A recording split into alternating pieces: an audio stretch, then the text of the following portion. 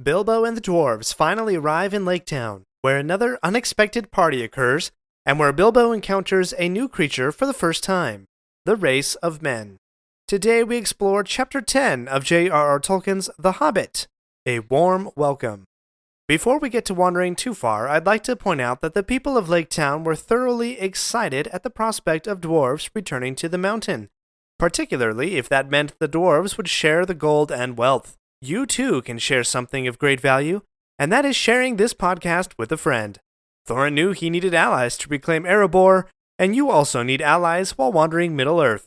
So hit that share button, or put a link in a text, or repost my Instagram story or tweets, and wander Middle-earth with a friend.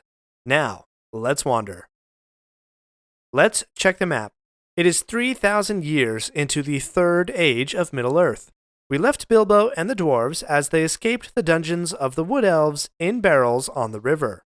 In this chapter, Bilbo and the dwarves arrive in Lake Town, a town of men built on the lake south of the dwarves' destination, the Lonely Mountain. This is the first time that humans have appeared in The Hobbit. We've seen hobbits, dwarves, elves, trolls, goblins, eagles, wolves, skin-changing bears, giant spiders, and even a slimy golem. But no humans. Let's take a look at what this chapter reveals about this new species, the race of men. The first clue is about where men live. Quote, "A great bridge made of wood ran out to where on huge piles made of forest trees was built a busy wooden town. Not a town of elves, but of men, who still dared to dwell here under the shadow of the distant Dragon Mountain." Let's unpack this a bit. Unlike the elves, goblins, and really all the other races we've met so far, the men actually build their own dwellings. While the other races range from using simple shelters that nature provides, like the cave of the trolls, to shaping or molding nature to their own purposes, like the caves of the elves, it's men who view nature as a resource and use it for their own means. They've chopped down the forest trees and placed them in the water as the foundation of their town. Men build, in contrast to the other races. Also, this town is busy. We'll dig into this more in a moment, but for now it's enough to know that men are busy, like Beorn's bees, doing their work and trade. But men are also daring. I'm not sure it's prudent to maintain a town mere miles from a dragon's mountain, but for whatever reason, these men choose to do so. In contrast to the elves, and Elrond in particular, who seems to hold all the memory of Middle-earth, the race of men seems to have short memories. Here's a few lines. Quote, "But men remembered little of all that, though some still sang old songs of the dwarf kings of the mountain." Quote, "Some of the younger people in town openly doubted the existence of any dragon in the mountain, and laughed at the greybeards and gammers, who said that they had seen him flying in the sky in their young days." So men seem to not remember well the dangers of the past, and while that may serve them in their valor, it can also lead them to mistakes. Also note the references to greybeards and gammers, which I think is the best description of senior citizens that only Tolkien could provide. This is the first mention of an old person in The Hobbit. Remember, in the cosmology of Middle-earth, the race of men are mortal and live quite short lives compared to the immortality and long life of the elves. With nearly every other race, we're given snippets of songs. Those songs reveal a lot about the race. The dwarves long for gold, the elves love their jokes, the goblins are cruel. Men, though, don't seem to have a lot of songs, or at least have comparatively fewer. And the one that the narrator records is quite different from the elf song. The elven and goblin guards both had songs to sing as they marched the dwarves to their kings, but the human guards here have no song to sing as they lead Thorin and company to the town master. While the elves of Rivendell used silly words, the Song of Men has much more straightforward words and simple rhymes. The subject of the song is also generic, the king beneath the mountain, suggesting that the songs were old and hadn't changed much in the years since the dwarves left. In contrast, the elf song was specific for that moment, calling out Bilbo's name and the wagging beards of the dwarves, suggesting that song-making was new and fresh and a skill that the elves were prone to sharpen and employ. Now combine all of this lack of song with this passage in Tolkien's The Silmarillion, and you pick up on some interesting lore. Iluvatar, the creator god of the world, quote, willed that the hearts of men should seek beyond the world, and should find no rest therein, but they should have a virtue to shape their life, amid the powers and chances of the world, beyond the music of the Ainur, which is as fate to all things else. The music of the Ainur is the music that created Middle-earth, so we see here that men are somewhat outside of that music. Yes, they are still prone to singing, but they are not as connected or doomed by the music as, say, the elves are. The elves are intricately connected with the music of the Ainur, but men have a fate apart. This gives men more freedom of will, or agency, to choose their own path and make their own fate. The master of the town also provides insight into the race of men. The master was prone to, quote, giving his mind to trade and tolls, to cargoes and gold, to which habit he owed his position. When the dwarves finally leave, quote, the master was not sorry at all to let them go. They were expensive to keep, and their arrival had turned things into a long holiday in which business was at a standstill. The master, while we might consider him the epitome of the men of Lake Town, is not alone in these qualities of business, budgeting, and building wealth. The men who lived there, quote, throve on the trade that came up the great river, and their old legends of the dwarf king returning amount to the wish that, quote, gold would flow in rivers through the mountain gates, but this pleasant legend did not much affect their daily business. So not only do men build their dwelling places, they also build business and trade. They are a key component to the economy of this region, as were the men of Dale when the kingdom of Erebor was at its height. Men are not elves, who concern themselves with creating and preserving beauty. Men are not dwarves, who greedily amass gold and jewels. Nor are they hobbits, content with the simple pleasures and comforts of a pastoral life. Men are builders, transformers of what nature provides. But one thing that men have in common with the other races of Middle-earth, they do not know what a hobbit is. After Thorin and company walk in on the master's feast, quote, even Bilbo was given a seat at the high table, and no explanation of where he came in. No songs alluded to him even in the obscurest way was asked for in the general bustle. When the master's elven guests return to their woodland king, they report on Thorin's objective, but, quote, still more was guessed than was known, though doubtless Mr. Baggins remained a bit of a mystery. Bilbo, for his part, finds it difficult to join with the people of the town and the dwarves in the celebration of the king's return.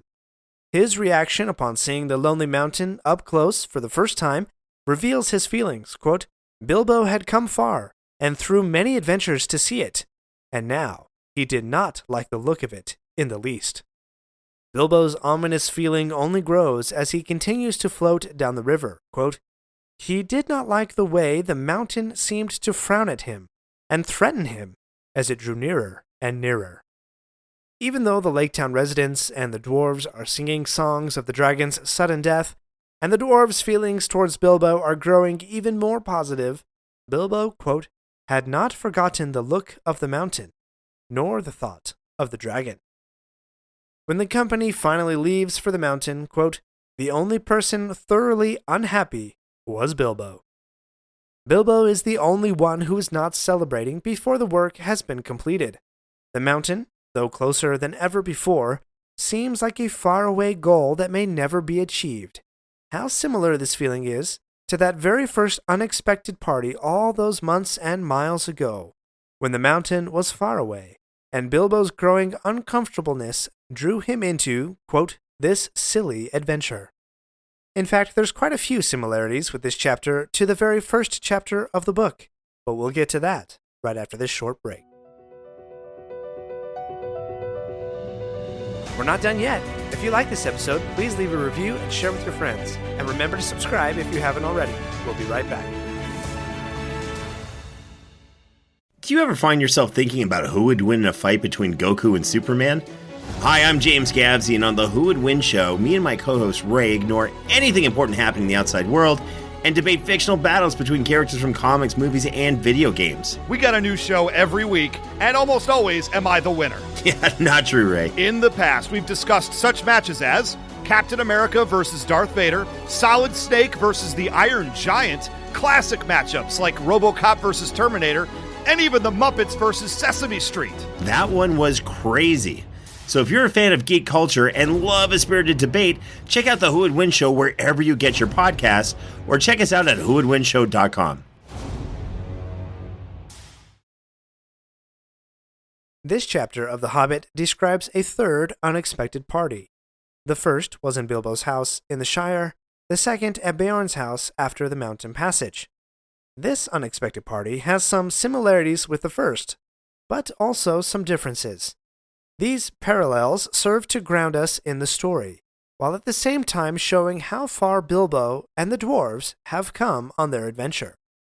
One of the early scenes of this chapter is Bilbo unpacking the dwarves from their barrels.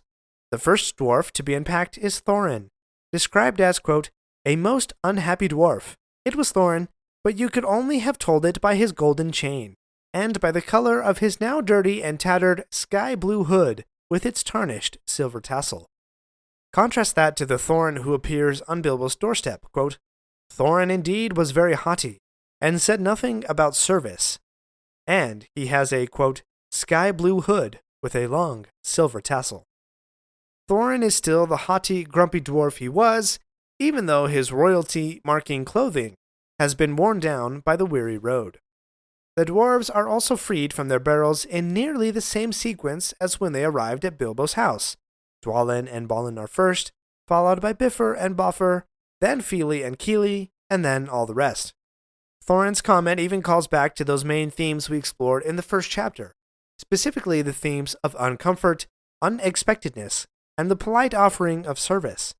Here Thorin says, quote, I suppose we ought to thank our stars and Mr. Baggins.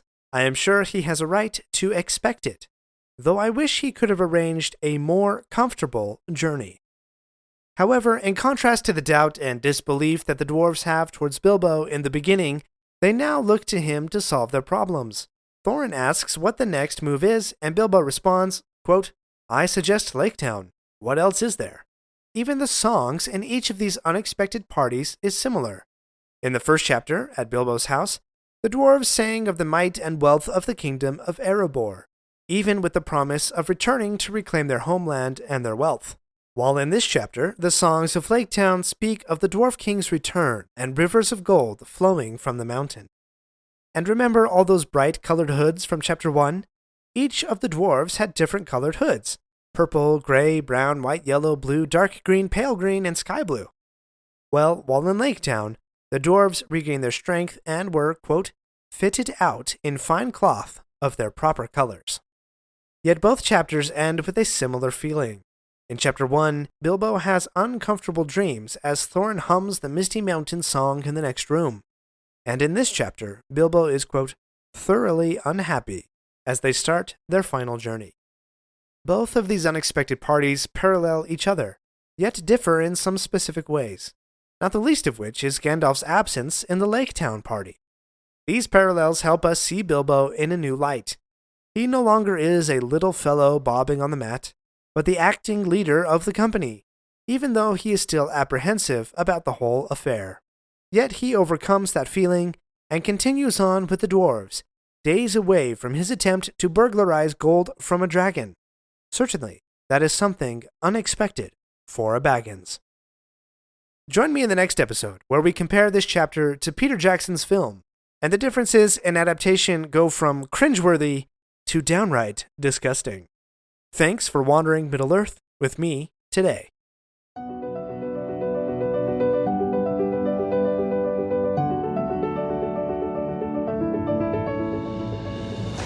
My friends, if you enjoyed this episode, let me know by subscribing, leaving a review, and sharing with your friends. Follow me on Facebook or Instagram at Lore of the Rings Podcast. For feedback on the show, please email me using the link in the show notes. Until next Thursday, remember, not all those who wander are lost.